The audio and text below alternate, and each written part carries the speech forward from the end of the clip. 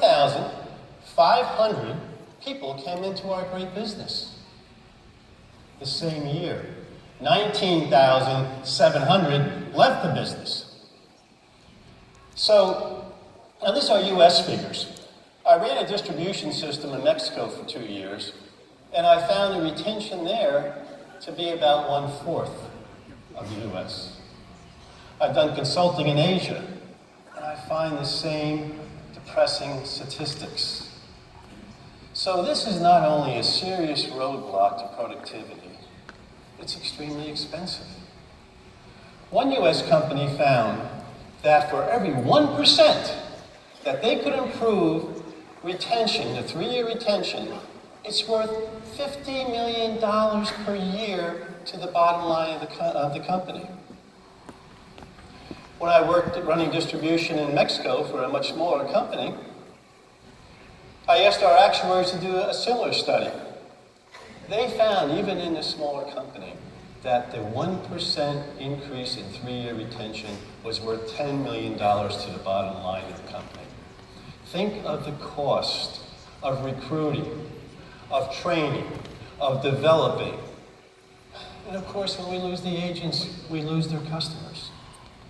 Now, I've always said if we close the back door to a room, we can fill a room.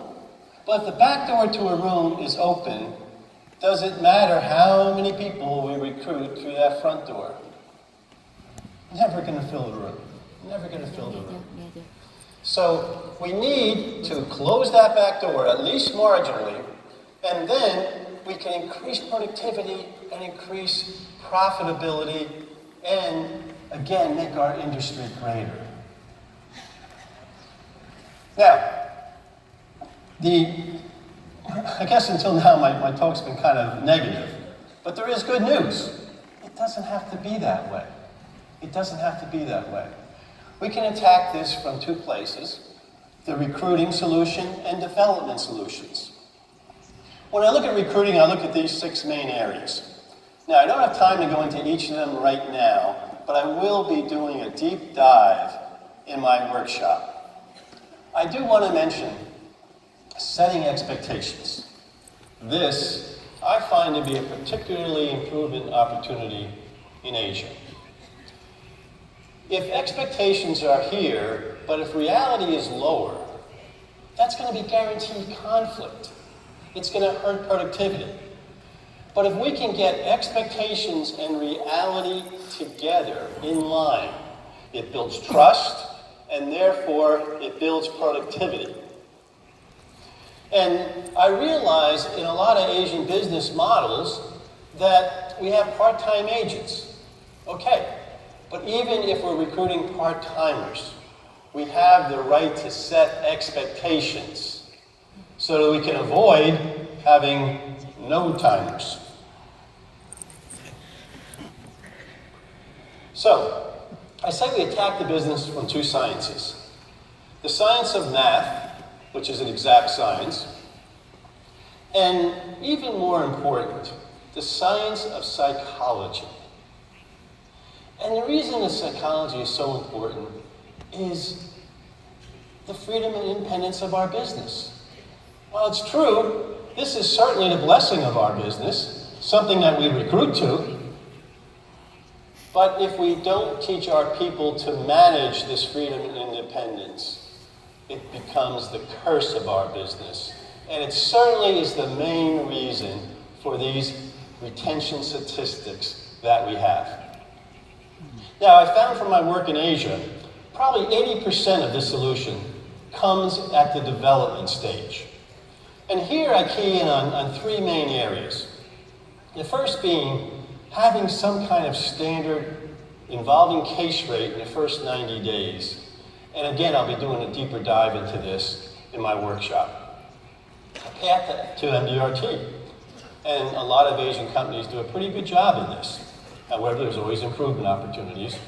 And there's certainly an improvement opportunity in getting the MDRT members from MDRT to core of the table and eventually the top of the table. But the most important thing that I've found over my 35 years in management and 2 years of running a distribution system is the 25-point system. This is a system that I developed over 30 years ago. And I can tell you that everybody who has followed this system the correct way has been successful and is still in the business today. And the system involves planning from the beginning, where we find out what is the vision of that person. And even more important than that vision, as Chris was saying, what's the why behind that vision? From that, we can help them to build their 3-year business plan. Once that's established, then we develop 3 annual plans that will get them to that 3-year vision. Mathematically, if they hit all 3 annual plans, of course they have to hit their strategic plan. And I'll often ask my audiences, which annual plan is the most important? The first, the second, or the third? Generally, they get the right answer, the first. But it's not only important from the mathematical standpoint. It's important from the psychological standpoint. Because when they hit that first, now they have belief. And as I'll talk about in the workshop, that belief is the most important ingredient to motivation, which is going to spur them on to their 3-year plan. Then we break it down to quarterly plans. This I call the brains of the 25-point system. Because here, we use the Kinder formula to calculate exactly how many closing interviews is it going to take for them to hit their goals. Their goals. And again, if they hit the 4 quarterly plans, they have to hit their annual plan, which gets them to their strategic plan. Again, the first being the most important from the standpoint of math and psychology. Then we come to the weekly focus plan. And this is the heart of the 25-point system. Because here we identify 2 controllable activities that are specifically geared to them and their goals. And if they hit these 2 controllable activities for every week they plan to work in that quarter, they have to hit their quarterly plan. The 2 controllable activities are the number of new prospects and the number of new appointments set. If they hit that in each week they plan to work in a quarter, they have to hit the quarterly plan. Because the system has taken into account shrinkage every place where it possibly can. Where it possibly can. Then we come down to the daily implementation and the actual points. When I was a new agent, I was frustrated at the end of the day. I didn't know, did I really do a day's work? Was I a step closer to my goals, or was I a step further away?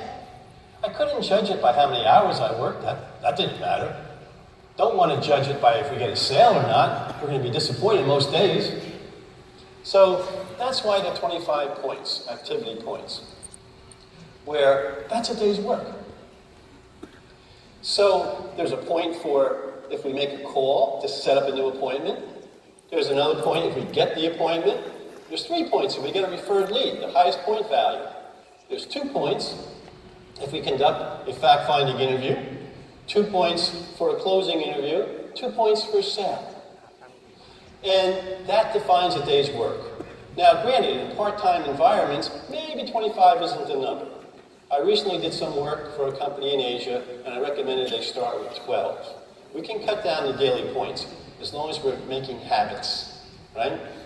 But we cannot cut down that weekly focus plan unless we're cutting down the goal. So, like I said before, everybody who followed this system to the T is in the business today. The challenge I had when it was on paper and the accountability part was difficult. Instead of people recording the activity as it happened, I found that many times they were doing it at the end of the day, which missed the value. It's too late to do anything. Some recorded the activity at the end of the week before they met with their manager. Obviously no value. Now, however, we have the whole system from planning to daily implementation on a mobile app where they record the activity in real time, and the manager can see in real time exactly where they are. I've been on the beach in Miami, Florida, and at 2 o'clock in the afternoon, I pulled out my phone, and I can see the main people I coach. I can see exactly where they are during the day, send them a quick text to congratulate them or to urge them on. This is changing behavior, which is changing habits, which is changing retention in our industry. I hope to see you at my workshop where I can go into a much deeper dive. Thanks for your attention. Thanks, John. Thank you. Coming up next, ladies and gentlemen, to share with us, of course, the preview was the presentation, Imagining the Possibilities. We have a gentleman with 30 years field leadership experience, a 13-time qualifier of the Gama International Master Agency Award, founder and president